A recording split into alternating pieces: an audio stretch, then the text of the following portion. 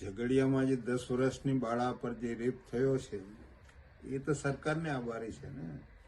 આવા બધા સેન્ટરો ઊભા કરીને છોકરીઓની કોઈ સલામતી છે જ નથી. એ ભાજપનું કામ જ છે. આવી પછાત વર્ગની છોકરીઓ પર બળાત્કાર કરાવીને આરોપીને છોડ દેવાનું, નહીં પકડવાનું કામ તો એ લોકોનું છે જ. નરેન્દ્ર મોદી બધી વાતો કરે છે, બેટી પઢાઓ બેટી બચાવો, તો રોજ અહીં આગળ રેપ થાય છે આ દેશની અંદર. એ સૂત્ર બોલીને શું કરવાનું છે? કેમ કે એમનો જ એજન્ડા છે કે આવી છોકરીઓને સલામતી નહીં રહેવી જોઈએ.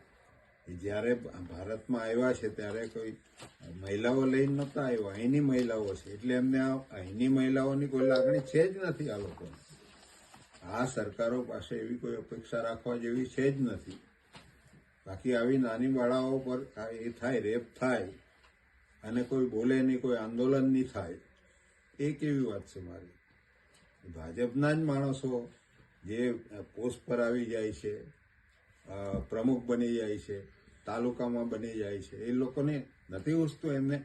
એમને રેલી કાઢવી જોઈએ ને એમની સરકાર છે તો રેલી કાઢીને કામ શું છે? મારે પકડાવી દેવો જોઈએ. પોલીસનો તો ધંધો જ છે જુલમ કરાવવાનો. એમની અંડરમાં છે પોલીસવાળા.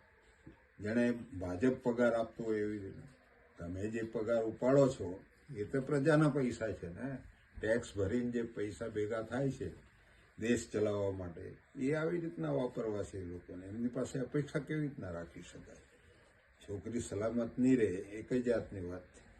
એ શ્રમ કરવા આવેલા માણસો એની છોકરીને આવી રીતના બેદરકારી કરીને આ માણસો, આવા જે પરિબળો છે જે એના પર રેપ કરે, એ છોકરીની જિંદગી ખતમ કરી નાખી. તો કાં ગઈ સરકાર? મારે એમ કહેવું છે.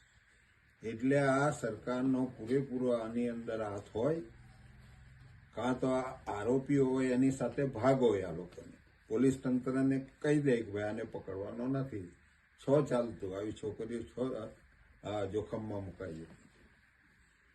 આ જાતનું તંત્ર ભારતમાં કે ઝઘડિયામાં કોઈ દિવસ લોકોને કામ લાગવાનું નથી. આજે ને કાલે એના વિરુદ્ધમાં વંટોળ ઉઠી જ ગયેલો છે આ દેશની અંદર. એટલું બધું જૂઠું ચલાવે છે, ન પૂછો.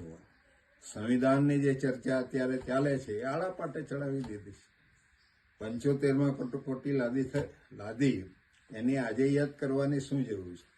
પણ જે લોકોને જે આખા અધિકાર છે, એમના માટે જે વ્યવસ્થા થઈ છે એનું ઇમ્પ્લિમેન્ટ કરાવો ને. પ્રિએમ્બલ જે સંવિધાનનું છે એ તમે બોલતા જાઓ, એ તો બોલતા નથી તમે. તો શું સમજવાનું? સંવિધાનનો વિરોધ કરનારા લોકો સંવિધાનની અંદર જોગવાઈ છે તે થોડા આપવાના છે. એટલે લોકોએ તૈયાર થઈ જવું પડશે. પંચાયતો અંકે કરી લેવાની ઈવીએમથી, પાર્લામેન્ટ અંકે કરી લેવાની, વિધાનસભાઓ અંકે કરી લેવાની, નગરપાલિકાઓ અંકે કરી લેવાની. કેમ કે સત્તા રહે તો જ એ લોકો અહીંયા આગળ લૂંટી શકે, જીવી શકે એવું છે. એમની પાસે મત જ નથી ને. મત તો લોકો પાસે છે. આવી સરકાર જે હોય